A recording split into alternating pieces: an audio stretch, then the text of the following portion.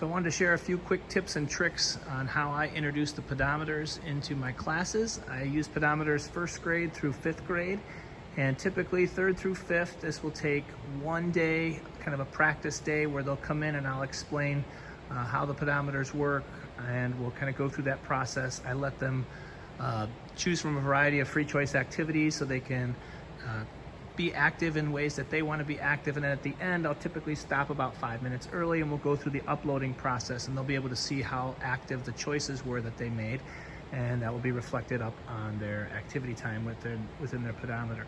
Now, a couple things I like to do with first and second grade is I break that conversation down into 2 days, because they've got questions as to what these things are and how they work, and some procedural questions. So the first day I really focus on two things. One, actually first, is getting the correct pedometer from the kid code pocket chart.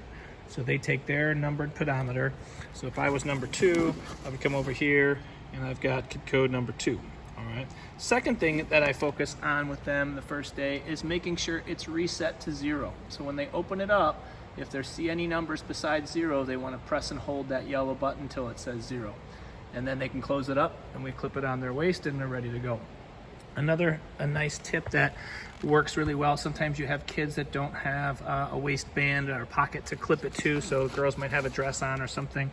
I have these Velcro belts, so the kids can put them on really easily and then just clip the pedometer to the belt, and that works out great.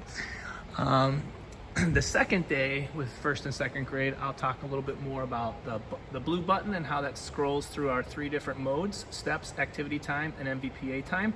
And the red button, obviously we don't want them to touch that. That's how we set the threshold for our MVPA time and the kid code numbers, and we don't want to mess that up. And obviously during the upload time, we practice pressing the blue button on the outside. Now we'll upload all of our data to the hub and transfer it via Bluetooth.